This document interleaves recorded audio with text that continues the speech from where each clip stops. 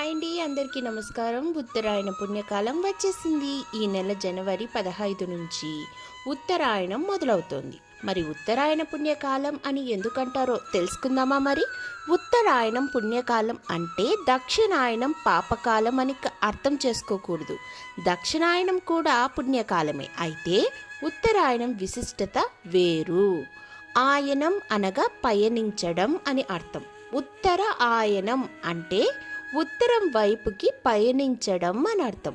సూర్యుడు భూమికి కొంతకాలం దక్షిణం వైపుకి పయనించడం తర్వాత దక్షిణం వైపు నుంచి ఉత్తరం వైపుకి పయనించడం జరుగుతూ ఉంటుంది.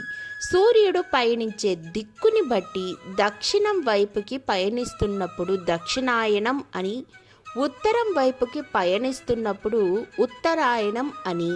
సూర్యుడు పయనించే దిక్కును బట్టి భూమిపై వాతావరణంలో జరిగే మార్పులు సంభవిస్తూ ఉంటాయి. అయితే సూర్యుడు సంవత్సరంలో 6 నెలలు దక్షిణం వైపు, మరో 6 నెలలు ఉత్తరం వైపు పయనిస్తూ ఉంటాడు. సాధారణంగా ఉత్తరాయణం జనవరి 15 నుండి జూలై 17 వరకు ఉంటుంది. ఒక రోజు అటు ఇటు కావచ్చు. దక్షిణాయనం జూలై 17 నుండి జనవరి 14 వరకు ఉంటుంది. ఒకరోజు అటు ఇటు కూడా కావచ్చు. ఉత్తరాయణంలో లయకారకుడైన పరమశివుడు మేల్కొని ఉంటాడు. ఈ కాలంలో వాతావరణం ఆహ్లాదకరంగా ఉండటం వలన పుణ్యక్షేత్రాలు, తీర్థయాత్రలకు అనువుగా ఉంటుంది.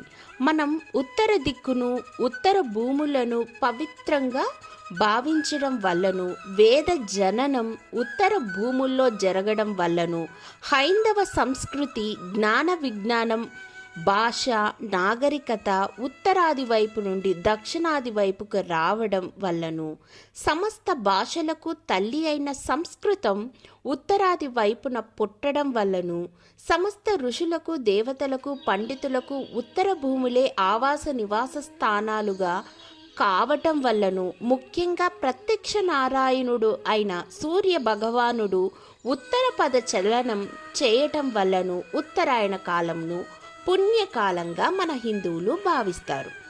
అంతేకాక కురుక్షేత్ర యుద్ధంలో అంపశయ్యపై ఒరిగిన భీష్మ పితామహులు వారు ఉత్తరాయణ పుణ్యకాలంలో వచ్చిన తరువాతనే ప్రాణాలు వదిలారు. ఈ ఉత్తరాయణ కాలంలోనే చెట్లు కొత్త చిగుళ్ళు తొడిగి, పుష్పించి, కాయలు కాచి మధుర ఫలాలను అందిస్తాయి.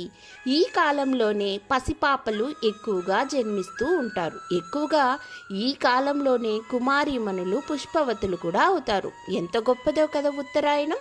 సాధారణంగా ఉత్తరాయణం, దక్షిణాయనం మనం వింటూ ఉంటాం, కానీ ఇంత బ్రీఫ్ ఇన్ఫర్మేషన్ ఎక్కడా వినిండరు కదా. బాగుంది కదా. ధన్యవాదములు.